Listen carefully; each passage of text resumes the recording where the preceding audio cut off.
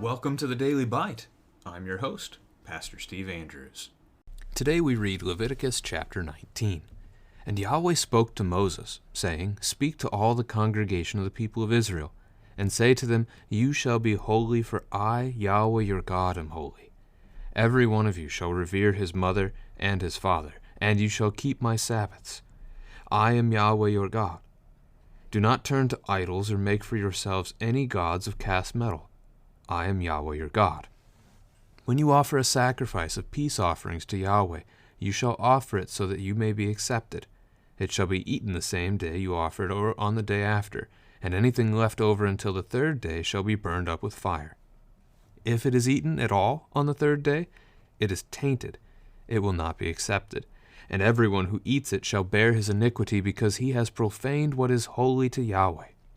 And that person shall be cut off from his people. When you reap the harvest of your land, you shall not reap your field right up to its edge, neither shall you gather the gleanings after your harvest.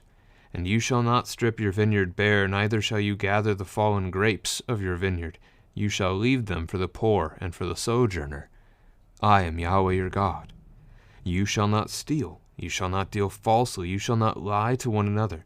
You shall not swear by my name falsely, and so profane the name of your God. I am Yahweh. You shall not oppress your neighbor or rob him. The wages of a hired worker shall not remain with you all night until the morning. You shall not curse the deaf or put a stumbling block before the blind, but you shall fear your God.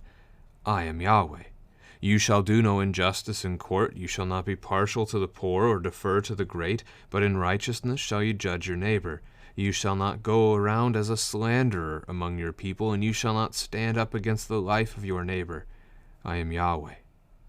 You shall not hate your brother in your heart, but you shall reason frankly with your neighbor, lest you incur sin because of him. You shall not take vengeance or bear a grudge against the sons of your people, but you shall love your neighbor as yourself. I am Yahweh. You shall keep my statutes. You shall not let your cattle breed with a different kind. You shall not sow your field with two kinds of seed, nor shall you wear a garment of cloth made of two kinds of material. If a man lies sexually with a woman who is a slave, assigned to another man and not yet ransomed or given her freedom, a distinction shall be made. They shall not be put to death because she was not free. But he shall bring his compensation to Yahweh to the entrance of the tent of meeting, a ram for a guilt offering, and the priest shall make atonement for him with the ram of the guilt offering before Yahweh for his sin that he has committed, and he shall be forgiven for the sin that he has committed. When you come into the land and plant any kind of tree for food, then you shall regard its fruit as forbidden. 3 years it shall be forbidden to you. It must not be eaten. And in the 4th year all its fruit shall be holy, an offering of praise to Yahweh. But in the 5th year you may eat of its fruit, to increase its yield for you. I am Yahweh your God. You shall not eat any flesh with the blood in it. You shall not interpret omens or tell fortunes. You shall not round off the hair of your temples or mar the edges of your beard. You shall not make any cuts on your body for the dead or tattoo yourselves. I am Yahweh. Do not profane your daughter by making her a prostitute, lest the land fall into prostitution and the land become full of depravity. You shall keep my Sabbaths and reverence my sanctuary. I am Yahweh. Do not turn to mediums or necromancers. Do not seek them out and so make yourselves unclean by them. I am Yahweh your God. You shall stand up before the gray head and honor the face of an old man, and you shall fear your God. I am Yahweh. When a stranger sojourns with you in your land, you shall do him no wrong. You shall treat the stranger who sojourns with you as the native among you, and you shall love him as yourself, for you were strangers in the land of Egypt. I am Yahweh your God. You shall do no wrong in judgment, in measures of length or weight or quantity. You shall have just balances, just weights, a just ephah, and a just hin. I am Yahweh your God, who brought you out of the land of Egypt. and you shall observe all my statutes and all my rules and do them. I am Yahweh. This is the word of the Lord. You probably noticed that repetition in the chapter, right? I am Yahweh. I am Yahweh, your God. It shows up again and again throughout the text. I mean, if you count them through, you get to 16 times, right? That is said. Not all the same. I, Yahweh, your God, am holy. That's the first one. I am Yahweh, your God is the second kind. And that is repeated a few times. And I am Yahweh is the third phrasing, and that's repeated several times as well. So I, Yahweh, your God, am holy is only once. The other two, I am Yahweh, your God, or the shortened form, I am Yahweh, those take up the other 15 uses throughout the chapter. I mean, the question there simply is, as you read through this with your kids, what is God making the basis? Like, what's his argument? It's almost like the parents' argument, right? Why, Mom? Why, Dad? Because I said so. This is God's law. And as I mentioned yesterday, it doesn't matter if we agree with it or not. It doesn't matter if I like the law or not. If God is God, which he is, then he can set the law how he sees fit. And it's my responsibility to follow him. Not to go off on my own and do what I please. That's sinful nature. That's rebellion against God. That's what got us into the mess that we're in the first place, right? So the Lord sets a standard, and it's a hard standard. Look at that. You shall be holy. For I, Yahweh, your God, am holy. And this is the definition of holy as in perfect. I like to define holy as either perfect or set apart. Sometimes when you're talking about holiness, you're talking about both. And it's true that God's people will be set apart, but this chapter, this use of this word holy, this one's referring to perfection, right? God is expecting us to be holy as he is holy. That is a standard that we fail to live up to, but it doesn't mean he doesn't expect us to do it, right? God expects us to be perfect. We are called to this. We are thankful to have forgiveness of sins in Christ Jesus. Now, one of the things you can do as you read your way through the chapter as a family is just think of the 10 Commandments and let your children pick out all these different things. Like, what is this commandment? Or which commandment does this pair up with? And so we'll walk our way through this in the same way because, a lot of these things are straightforward and we don't have to say too much about them. And there's a lot of them, right? This is a long list. So in the first paragraph, all those I am Yahweh phrases, that's the first commandment, right? You shall have no other gods before me. Do not make idols. In the Lutheran Church, we include that as part of the first commandment, that we don't have the second commandment being the idol commandment like some other congregations will. The third commandment, right there, you shall keep my Sabbath. The fourth commandment, revere father and mother. All of those first 4 commandments included in that opening paragraph. Then we take a bit of a brief break from that.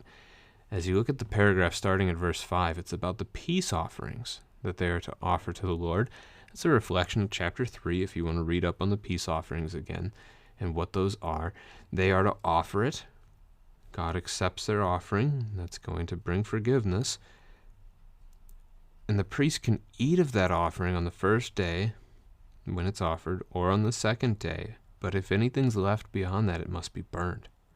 To eat it on the third day is to reject the Lord and his law, and thus God does not accept your offering. And that person is even worse, is to be cut off from the people, because they have rejected the Lord. They bear their iniquity. They have profaned what is holy. In that case, that holy is set apart, right? The set apart things of God, the peace offering. The peace offering wasn't perfect in and of itself, but it belongs to the Lord. It's been set apart for a purpose. And we dare not profane what is set apart to God. So then we move into the next section. The paragraph at verse 9. This one doesn't really line up with the commandments necessarily either. You're reaping your harvest, so this is good to do, or gleaning your grapes from your vineyard, and you're not supposed to do it all the way, right? Leave a little bit behind. And even what falls to the ground, don't pick up. Why? Well, that question gets answered in verse 10. You shall leave them for the poor and for the sojourner. So the poor is unable to feed themselves, right? That person is in need of assistance. And this is a way by which you are providing such assistance for them. You are allowing them to gather food and eat so that they do not die. The sojourner is a foreigner among you. He does not have land of his own, so let him gather too. Caring for your neighbor. Now, you might be able to talk to your children about a specific Old Testament example of this, if you can make the reference, right? This is the book of Ruth, as Ruth the Moabitess, as she comes back with her mother-in-law Naomi to the land of God's people Israel, and she ends up gleaning in the fields of Boaz. The two end up married, and she's in the genealogy of Christ. You shall not steal, 7th commandment. We'd probably connect lying there to the 8th commandment. Shall not swear falsely by God's name, 2nd commandment. Profane the name of God, 2nd commandment. Oppressing your neighbor, 7th. Withholding the wages of a hired worker, 7th. And notice that's daily. We're so used to not daily today as we think of like living paycheck to paycheck, or you go 2 weeks or 4 weeks. This says don't, pay them daily. Don't curse the deaf. Probably put the deaf and the stumbling block before the blind in the section of the 5th commandment of murder. Invoking a curse on someone is real, and it is harmful. And, it's obvious that putting a brick in front of the blind man so that he trips over it and falls is meant to hurt him. So, 5th commandment on those. The injustice in court is the 8th commandment, as is being partial to the poor or deferring to the great. So showing any kind of favoritism rather than being just and right. Going around slandering your neighbor, it's ruining their reputation. Maybe 8th commandment again, standing up against the life of your neighbor. So seeking to destroy them. That would be 8th and 5th commandment. Verse 17, hating your brother in your heart. Matthew 5, Sermon on the Mount, Jesus takes this and ramps it up and says that hating your brother is the 5th commandment. It's murder. Instead, reason with him, right? Reason with your neighbor. Notice neighbor and brother used in that verse interchangeably. Lest you incur sin because of him. It would be sinful to wrong him. That's the incurring of sin there. You shall not take vengeance or bear a grudge against the sons of your own people, but you shall love your neighbor as yourself. I'm going to spend some time on this verse. Vengeance is not ours. Vengeance is the opposite of forgiveness. Right? If you wrong me and I'm seeking vengeance and I want to get even, there is no forgiveness there. I have not forgiven you. Or even if I just bear a grudge and I despise you over what you've done to me, there's no forgiveness there. This is one I was wrestling with not that long ago in my confirmation class with the children. Forgiveness.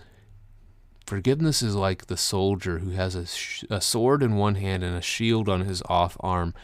And when you forgive someone else, well, before that, when they wrong you, right, you have been harmed. And the world would say you have a right to retaliate. You have a right to get even. You have a right to revenge. You should seek these things. Forgiveness does not. When I forgive that neighbor who has harmed me, what I am doing is I am laying down the sword. I am saying, I am not going to strike you back. Yes, you wronged me, but I'm not going to wrong you in return. That does not love you. That does not help you. And the point that we were reflecting on as a class together was the shield. Forgiveness is also laying down the shield. I am not going to, as I further interact with that neighbor in the future, I'm not going to put up the shield, walk around with my shield up on my guard all the time, assuming that my neighbor is going to harm me. That would not be forgiveness. That would still be bearing a grudge. that I assume they're going to commit that sin against me again, is to not have actually forgiven them for it the first time. That's a hard lesson on forgiveness. It really is. So we pray to the Lord that he would give us the ability to forgive one another. But we see both of those things here. And then Romans chapter 12, we learn that we are not to take vengeance. Vengeance belongs to the Lord. Instead, we love our neighbor as ourself. This is this whole section, right? It is the second table of the law, the 4th through the 10th commandments. We have Matthew 22 to go with this as well. As Jesus is asked by a scribe, what is the greatest commandment in the law? Jesus, well, in a sense, he kind of cheats, right? He's God, so he can't actually cheat. It's his law, so he can do with it what he wants. But he summarizes the whole 10 commandments in response. The greatest is this: love your neighbor. Love the Lord your God. That's the first, second, and third commandment of the law, the first table. And then the second, he said, is this: love your neighbor.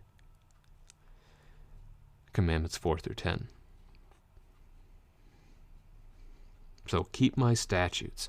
As we move into the second half of the text here, they're not so tied to the commandments anymore. Holiness and a rejection of pagan religions is going to be a major focus of these.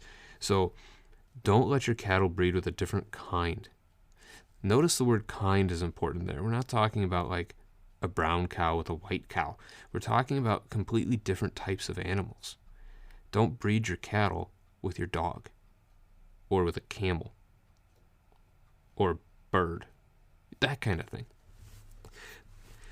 But then you read the others and you're like, okay, what's going on here? Sowing 2 seeds in your field, using 2 types of cloth to make your garment. What's going on? So the idea of offerings and sacrifices in view, that cattle, that seed, those are things that you offer to God. There is a level of holiness in this. You're not going to be bringing strange offerings before the Lord. Preserve your offerings, so your cattle are going to provide for you things like the burnt offering, whereas the seed, the grain offering.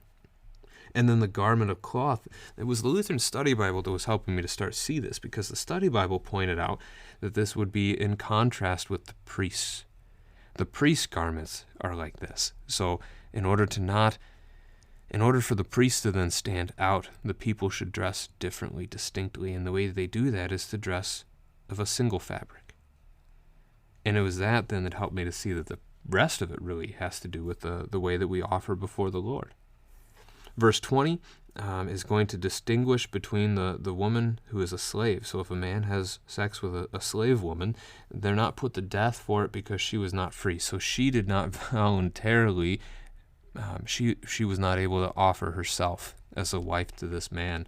So she is not punished for this. He has to present a sacrifice of a guilt offering before the Lord for forgiveness. Verse 23 is about trust.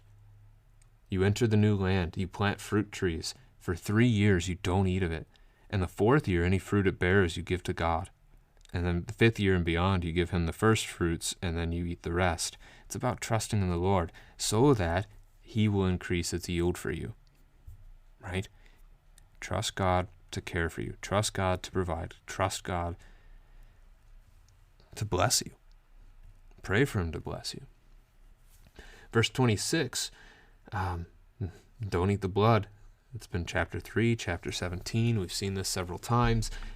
But we also have other pagan practices here. We've talked about how that one was. Interpreting omens or telling fortunes. That's sorcery. Those things fall into the realm of seeking the devil's power in order to aid you in your life here and now. The hair and the marks on the body, those are pagan practices, again, harming oneself, especially with the marks on the body there, physical harm.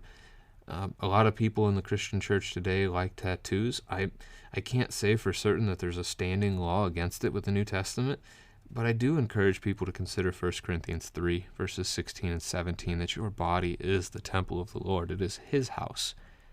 So why would we alter God's house? That's an important question to consider. as we consider anything, really, that we do with our bodies. Tattoos are not. It's not our body. It belongs to the Lord. So how can we honor him with our body? That's hairdos and things like that too, right? The Lord has made you one way. Why seek to change it? Verse 29 forbids prostitution here. This is good. Depravity is mentioned. So a darkened mind, morally corrupt land. Keeping my Sabbaths, third commandment again, reverencing my sanctuary. These are lumped together with verse 29 because of the pagan practices of cultic temple prostitution. God's temple ought not have any prostitutes there. Pagan practices did that.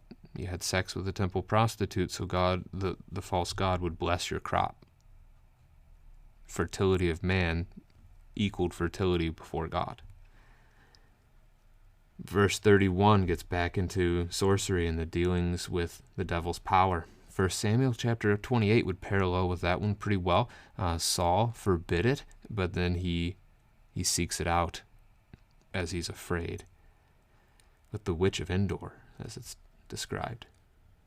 Verse 32 speaks of the fourth commandment again, that we would honor our elders.